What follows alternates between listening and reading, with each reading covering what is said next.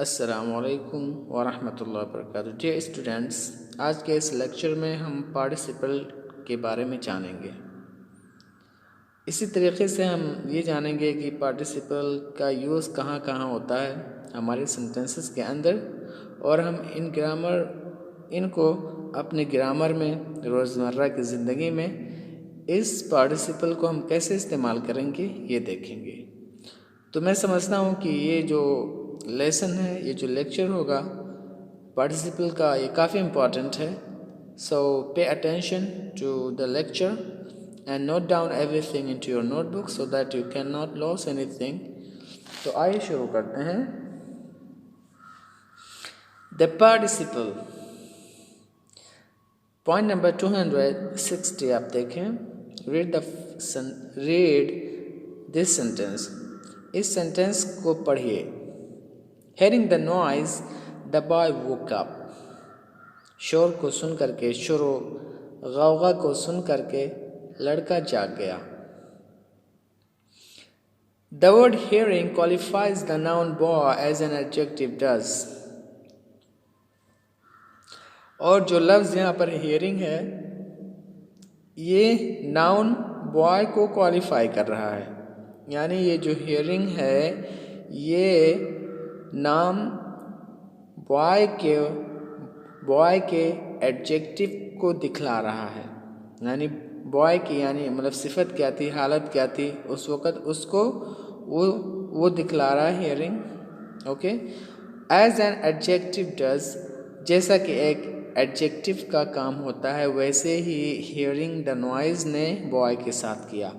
जैसा कि यानी मतलब बाज़ एडजेक्टिव्स होते हैं, वो नाउन के साथ इस्तेमाल हो करके उस नाउन के ख़ासियत को, उसके वस्फ़ को, उसके नात को बयान करते हैं। ऐसे ही यहाँ पर हियरिंग द नॉइज़ जो है बॉय के, लड़के के सिफत को बतला रहा है। हियरिंग द नॉइज़ यानी शोर को सुन करके लड़का जग गया। It is formed from the verb, और इस हियरिंग को वर्ब के ज़रिए से बनाया गया है, और वो जो वर्ब है वो है here. And gones an object, और इसका एक ऑब्जेक्ट भी है। तो यहाँ पर आप देखेंगे हियरिंग जो है, ये वर्ड, ये लफ्ज़ हियर से बनाया गया है, जो कि एक फ़ेल है। और ये जो हियरिंग है, ये अपना एक ऑब्जेक्ट भी रखता है, अपना एक मफ़ऊल भी रखता है, और वो क्या है, नॉइज़, यानी आवाज़ को सुनना। तो मतलब जो चीज़ किसी चीज़ पर वाक़ हो तो हम उसको क्या कहते हैं, ऑब्जेक्ट कहते हैं या मफ़ऊल कहते हैं। तो यहाँ पर नॉइज़ जो है हियर का क्या है, मफ़ऊल है, और हियरिंग ही जो है ये पार्टिसिपल है। इसको हम यानी प्रेजेंट पार्टिसिपल के नाम से जानते हैं। और ये से एक ख़ासियत को, और हियरिंग द नॉइज़ जो है ये बॉय के ख़ासियत को, उसके नात को, उसके सिफत को बतला रहा है। The word hearing therefore partakes of the nature of both a verb and an adjective. और ये कह रहे हैं कि जो वर्ब हियर है, इसीलिए एक फेल का भी काम कर रहा है और एक सिफत का भी काम कर रहा है। ओके, तो यहाँ पर हियरिंग द नॉइज़ जो है हियर, यह एक फ़ेल का भी काम कर रहा है और एक सिफत का भी काम कर रहा है लड़के के लिए। And is called a participle, और इसको हम क्या कहते हैं, पार्टिसिपल कहते हैं। ओके, हियरिंग ये क्या है, ये पार्टिसिपल है। इट में be called a verbal adjective, और इसको वर्बल एडजेक्टिव भी कहा जा सकता है, यानी फ़ेली सिफत भी कहा जा सकता है। वर्बल एडजेक्टिव फ़ेली सिफत, फ़ेली सिफत है लड़के की, बॉय की। तो हम ये जो है हियरिंग द नॉइज़, हियरिंग जो है ये पार्टिसिपल है, और हम इसको वर्बल एडजेक्टिव भी कह सकते हैं, फ़ेली सिफत भी कह सकते हैं। और इसी तरीके से इस हियर, ये जो हियर है ये लड़के के सिफत को बता रहा है, जैसा कि एक सिफत यानी किसी आदमी की या चीज़ की या जगह की सिफत को बतलाता है। ओके, अब आइए हम ये देख लेते हैं कि पार्टिसिपल की तारीफ क्या है, पार्टिसिपल की डिफिनेशन क्या है। A participle is that form of the verb which partakes of the nature both a verb and an adjective। Okay, तो ये कहते हैं कि पार्टिसिपल वो होता है that form of a verb जो फेल से बनाया जाता है, which partakes of the nature both of a verb and adjective, जो कि एक फ़ेल की और एक सिफत की खासियत को अपने अंदर रखता है। यानी पार्टिसिपल एक ऐसा वर्ड है, ऐसा कलिमा है जो कि फेल से बनाया जाता है। ये हम नाउन से नहीं बना सकते, सिर्फ़ और सिर्फ इसको पार्टिसिपल को हम फेल ही से बना सकते हैं। और ये अपने अंदर एक फेल का भी माना रखता है और एक सिफत का भी माना रखता है, एक वर्ब का भी माना रखता है और एडजेक्टिव का भी माना रखता है। ये हो गई मतलब फर्स्ट डेफिनेशन। अब इसकी हम सेकंड डेफिनेशन को देख लेते हैं। A participle is a word which is partly a verb and partly an adjective.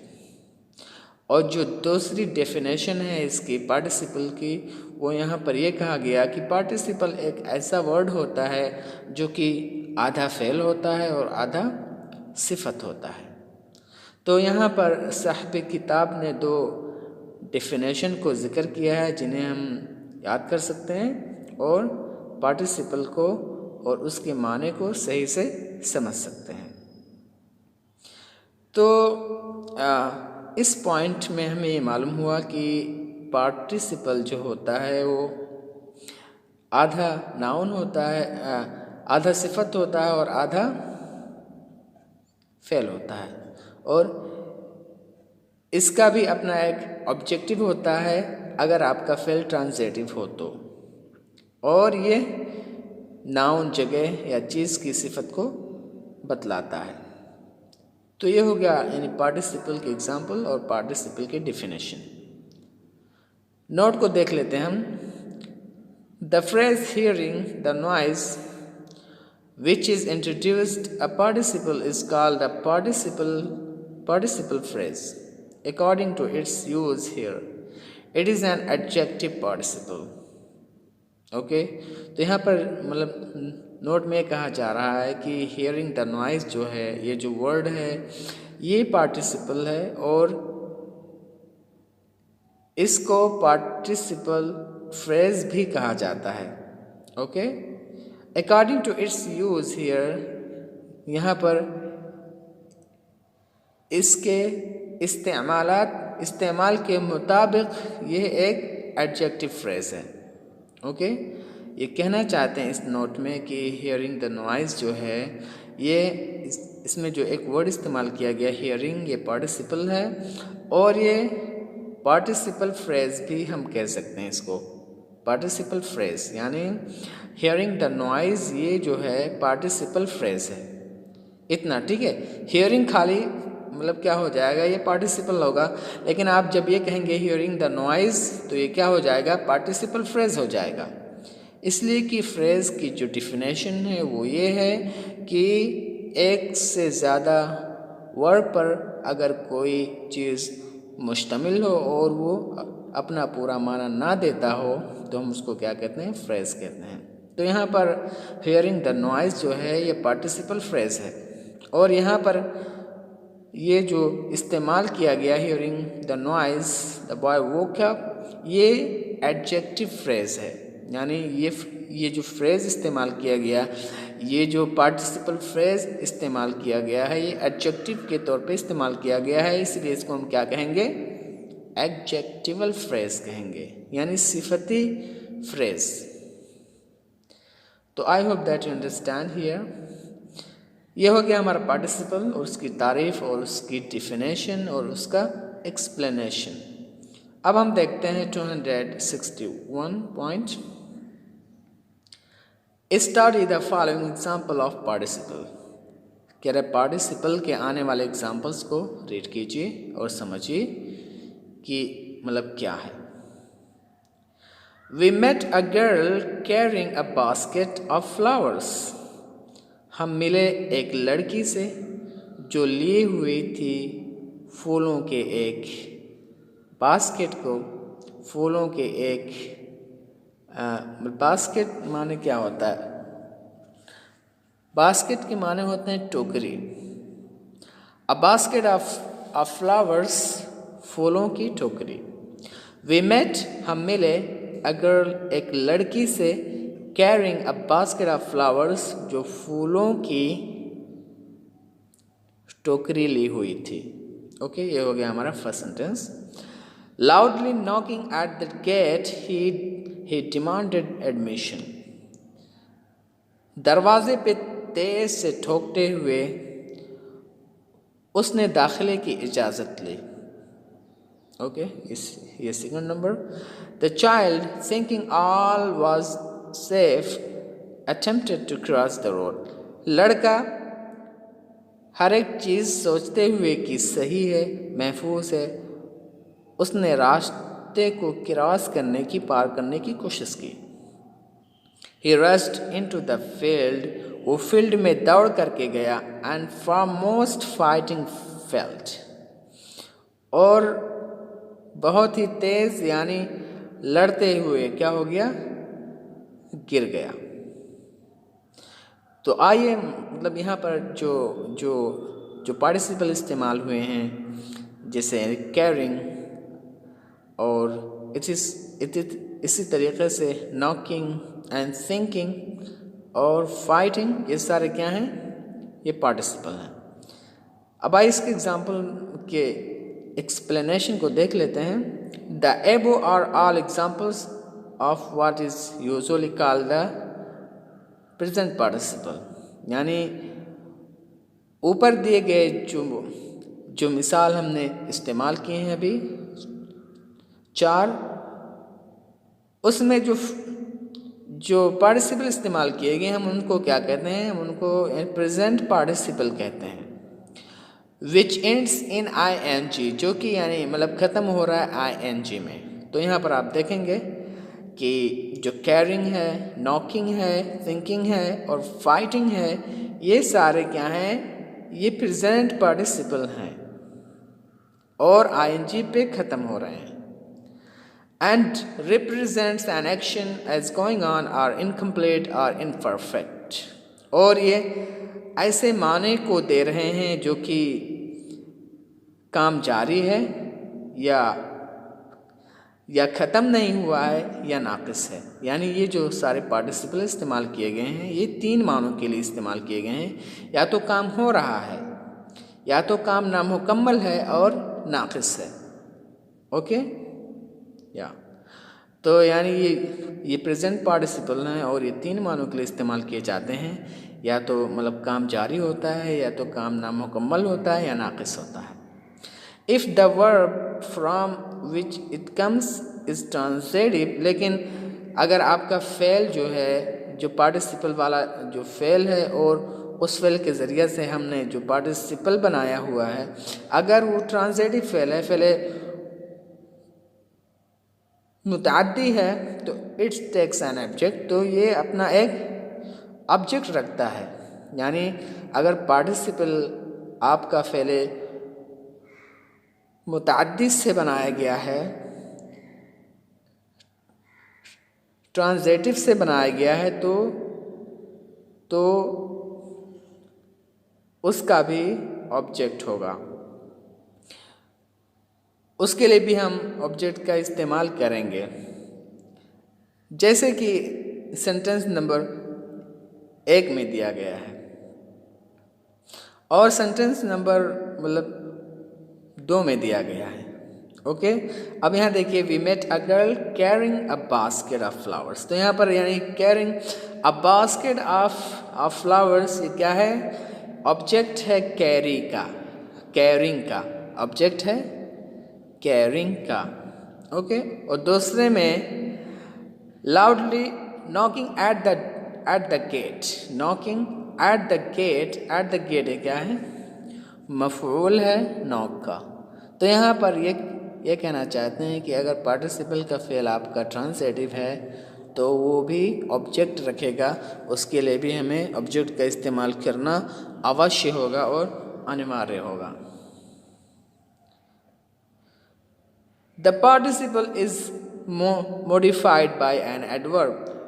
और दूसरे मतलब जो सेंटेंस है लाउडली, ये क्या है, एडवर्ब है जो कि यानी नॉकिंग के माने में मॉडिफाई करता है, यानी नॉकिंग के माने में इजाफा करता है। यानी लाउडली नॉकिंग यानी तेज़ी से ठोकते हुए या खड़खड़ाते हुए एट द गेट, दरवाजे पर उसने अंदर आने की इजाज़त मांगी। तो यहाँ पर आप देखेंगे कि यानी एक पार्टिसिपल का ऑब्जेक्ट भी होता है और पार्टिसिपल को कोई एडवर्ब भी मॉडिफाई कर सकता है, जैसा कि यहाँ पर मतलब किया गया।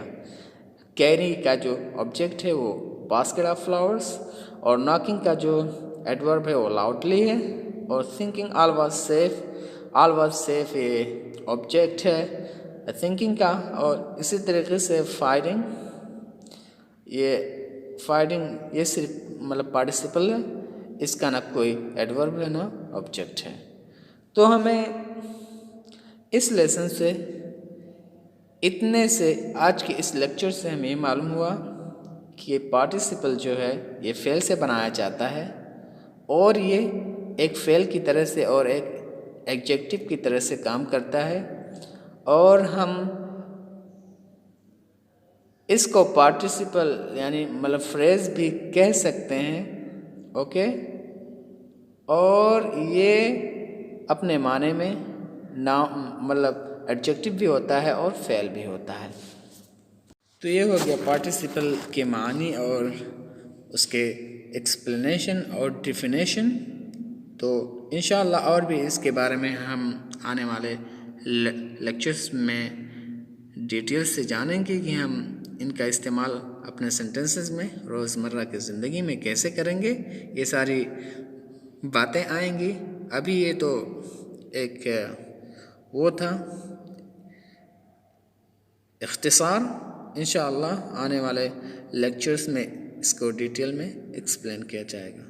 तो I hope that you understood today's lesson. If you have any problem in understanding about participle, you can contact and ask again. Inshallah. Wassalamu alaikum warahmatullahi wabarakatuh.